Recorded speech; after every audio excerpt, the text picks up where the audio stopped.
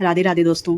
क्या आपने कभी सोचा है कि मंदिर में भगवान के दर्शन के बाद जो छोटी सी कटोरी में हमें चरणामृत दिया जाता है, उसे इतने आदर और श्रद्धा से क्यों ग्रहण किया जाता है? क्यों उसे माथे से लगाया जाता है? क्या वह सिर्फ जल है या भगवान की कृपा का कोई दिव्य रहस्य?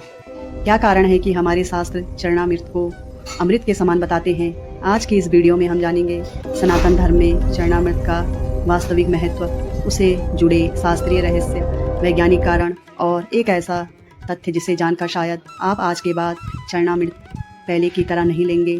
तो वीडियो को अंत तक जरूर देखिए। चरणामृत आखिर क्या है?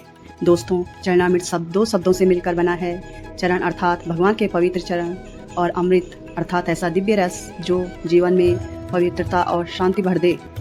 मंदिरों में भगवान का अभिषेक करने के बाद जो पवित्र जल भक्तों को दिया जाता है, उसे चरणामृत कहा जाता है।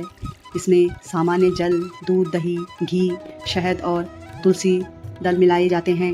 लेकिन क्या आपने कभी सोचा है, अगर यह केवल जल होता तो हमारे ऋषि मुनियों ने इसे इतना महत्व क्यों दिया? भगवान के चरणों से जुड़ा रहस्य। सनातन धर्म में भगवान के चरणों को अत्यंत पवित्र माना गया है।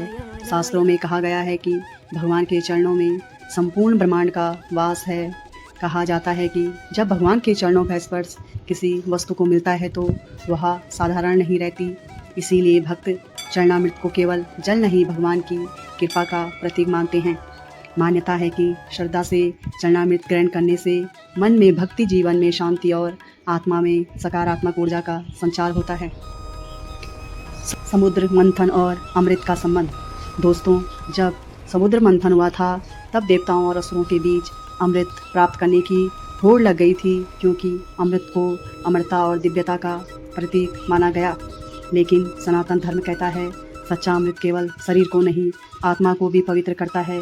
और यही कारण है कि भगवान के चरणों से जुड़ा यह चरणामृत भक्तों के लिए अत्यंत पवित्र माना गया। तुलसी माता का बड़ा रहस्य। अब बात करते हैं उस चीज़ की जो चरणामृत को और भी दिव्य बना देती है। तुलसी माता को भगवान विष्णु की अत्यंत प्रिय माना गया है।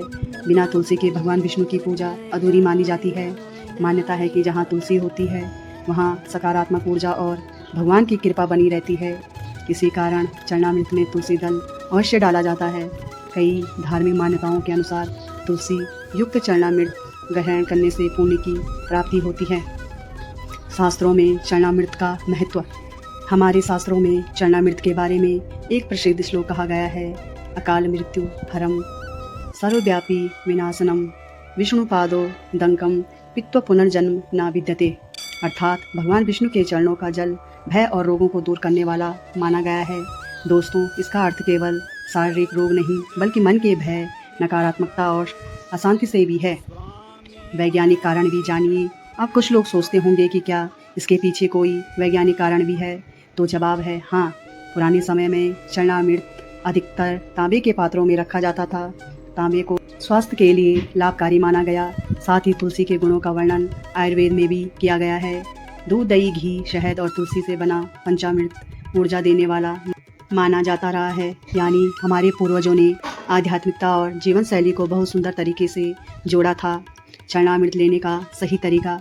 दोस्तों, बहुत लोग चरणामृत तो लेते हैं लेकिन सही विधि नहीं जानते।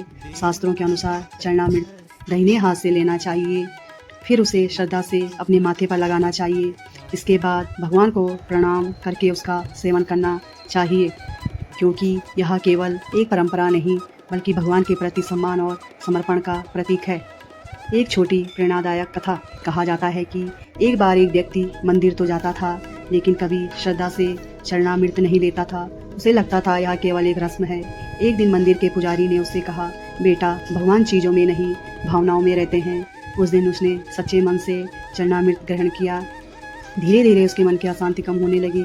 तब उसे समझ आया कि चमत्कार चरणामृत में नहीं, उस श्रद्धा में है जिसे उसे ग्रहण किया गया। तो दोस्तों, अब आप समझ गए होंगे कि चरणामृत केवल जल नहीं, यह भगवान की कृपा, श्रद्धा और सनातन परंपरा का प्रतीक है। अगर आप भी भगवान में आस्था रखते हैं तो कमेंट में ज़रूर लिखिए जय श्री हरि। वीडियो पसंद आया हो तो लाइक करें, चैनल को सब्सक्राइब करें और ऐसी ही अद्भुत सनातन जानकारियों के लिए हमारे साथ जुड़े रहें। राधे राधे।